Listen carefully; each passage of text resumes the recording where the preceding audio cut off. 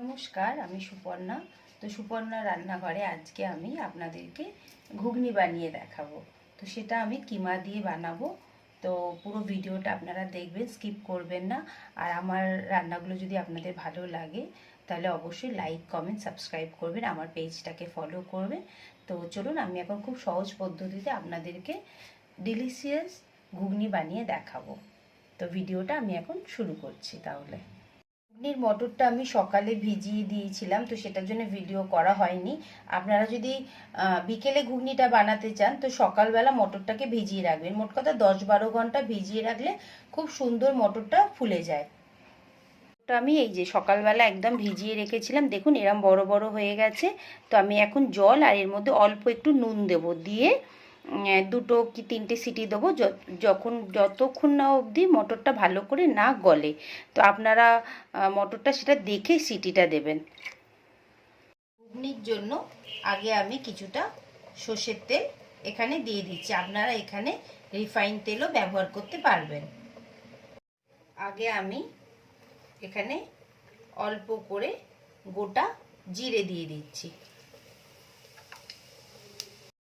সামান্য একটুখানি চিনি দিয়ে দিচ্ছি, কালারটা ঘুগনির খুব সুন্দর হবে বলে। এই তেলটা একদম ভালো করে গরম হয়ে গেছে। আমি এখন মিডিয়াম সাইজের 3টে পেঁয়াজ কেটে নিয়েছি, সেই পেঁয়াজটা আগে দিয়ে দিলাম। কিছুটা নুনও দিয়ে দিচ্ছি, পেঁয়াজটা যাতে তাড়াতাড়ি গলে যায় তার জন্যে। এর সাথে আমি অল্প করে আলু দিচ্ছি, এটা আপনারা ঘুগনিতে নাও দিতে পারেন। আমাদের বাড়িতে একটু পছন্দ করে ঘুগনিতে আলুটা, সেই জন্য আমি এখানে অল্প করে ছোট ছোট 2টো আলু ঘুগনিটার মধ্যে অ্যাড করে দিলাম। প্রত্যেকটা জিনিসকে আমি একদম ভালো করে একটু ভাজা করে নেব, তাতে ঘুগনির টেস্টটা আরও সুন্দর হবে। কাঁচা কাঁচা কোনোটাই থাকবে না। হালকা হালকা করে আমি অনবরত এটাকে একটুখানি ভেজে নিচ্ছি। আর আমি এর মধ্যে আদা রসুন অ্যাড করছি। আমার এখানে 200 ঘুগনির মটর আছে, সেই বুঝে আমি এখানে আদা রসুনটা দিচ্ছি। দিয়ে এটাকেও অন্তত কিছুক্ষণ একটুখানি ভাজা ভাজা করে নেব তেলের সাথে। এইভাবে মিক্স করে দেবো।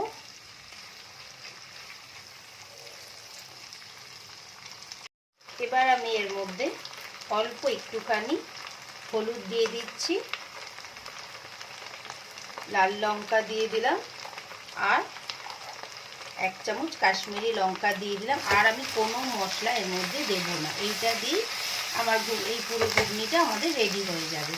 এইভাবে মশলাটাকে এখন 1 মিনিট মতো ভালো করে তেলের মধ্যে ভাজা করে নেব। এবার এর মধ্যে একটা বড় টমেটো আর কিছু কাঁচা লঙ্কা দিয়ে দিলাম, দিয়ে আর একটু কষে নেব। মশলার আর একটু গন্ধ বেরোচ্ছে এখনো। এইভাবে আপনারা অবশ্যই করবেন। কেমন লাগলো ঘুগনিটা সেটা তো আমাকে বলবেন, আর আপনারা নিজেরাও বাড়িতে রেসিপিটা ট্রাই করবেন। মশলাটা আমি একদম ভালো করে কষে নিয়েছি। এবার এই মটরটা আমি যেটা প্রেসারে 3টে সিটি দিয়ে নিয়েছিলাম সেটা এখন এটার মধ্যে পুরোটা অ্যাড করে দেবো। এই পুরোটা এর মধ্যে আমি এখন অ্যাড করে দিচ্ছি। পুরোটা অ্যাড করে দিলাম, দিয়ে এটাকে একদম ভালো করে একটু নাড়াচাড়া করে নিলাম। আর চেষ্টা করবেন ঘুগনি যখন প্রেসার কুকার থেকে ঘুগনির এই মশলাটার মধ্যে দেবেন সেদ্ধ মটরটা, তখন যেন জলটা একটু গরম থাকে, যেন একদম যেন ঠান্ডা না হয়ে যায়। তাতে কি হবে, ঘুগনির টেস্টটা দেখবেন আরও ভালো লাগবে। তো যখনই আপনারা ঘুগনিটা এর মধ্যে মেশাবেন তখন যেন হালকা ঘুগনিটা যেন গরম থাকে প্রেসার কুকারে। অল্প একটু নুন দিয়ে দিলাম, কারণ নুনটা মনে হচ্ছে কমই হবে। তো এটাকে এখন আমি মিডিয়াম ফ্লেমে করে কিছুক্ষণ, অন্তত 5-7 মিনিট একদম মিডিয়াম ফ্লেমে এটাকে একটু ভালো করে আগে ফুটতে দেবো আমি। দেখতেই পাচ্ছেন ঘুগনিটার কালারটা খুবই সুন্দর এসেছে। তো এরমই সুন্দর আসবে। আপনারাও ঠিক এইভাবেই করবেন, আর টেস্ট তো ভীষণই সুন্দর আসবে। তো এখনও তো অনেকের মধ্যে আরও 2-1টা জিনিস পড়বে। তো এখন আমি এটাকে মিডিয়াম ফ্লেমে, যখন এটা একটু ফুটে উঠুক তখন আমি মিডিয়াম ফ্লেম করে দেবো গ্যাসের, করে এটাকে অন্তত 5 থেকে 7 মিনিট আস্তে আস্তে এটা ফুটবে। এখন ভালো করে ঘুগনিটা এখন ফুটছে, তো আমি এখন এটাকে ঢাকা দিয়ে এখন 5-7 মিনিট এটা এখন এইভাবে সিম করে দিলাম, দিয়ে ফুটবে এটা। ঘুগনিটা দেখুন একদম জলটা মরে গেছে। এখন আমি লাস্টে কি করব, কিছুটা নারকোলের কুচো রেখেছি কেটে, সেটা আমি দিয়ে দিলাম এর মধ্যে, যাতে ঘুগনির টেস্টটা আরও বেশি ভালো হয়। এইভাবে আমি এটাকে মিক্স করে দিলাম, দিয়ে এখন একবার নুনটা আমি দেখে নেব যে নুনটা ঠিকঠাক মতো হয়েছে কিনা। এমনি তো দেখতে খুবই সুন্দর হয়েছে, আপনারাও দেখুন। এবার আমি কিছুটা ধনেপাতা কেটে রেখেছি, এটা ওপর থেকে দিয়ে দিচ্ছি, একটু বেশি করেই দিচ্ছি যাতে টেস্টটা আরও সুন্দর হয়। ঘুগনির সাথে ধনেপাতার টেস্টটা ভীষণ সুন্দর যায়।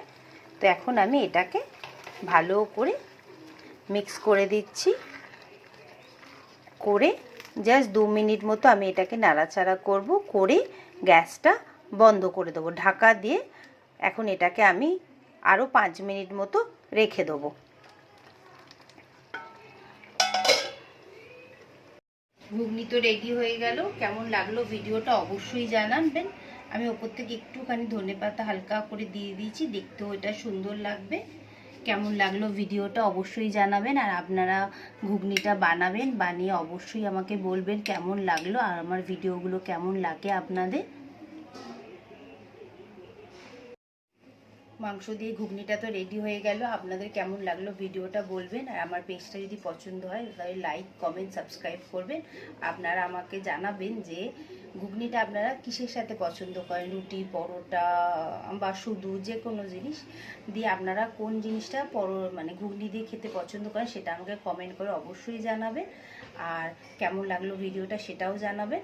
আপনারা আর কোনো নতুনত্ব রান্না দেখতে চান কিনা সেটাও আমাকে বলবেন। আর আমার চ্যানেলটাকে লাইক, কমেন্ট, সাবস্ক্রাইব করবেন, আমার পেজটাকে ফলো করবেন।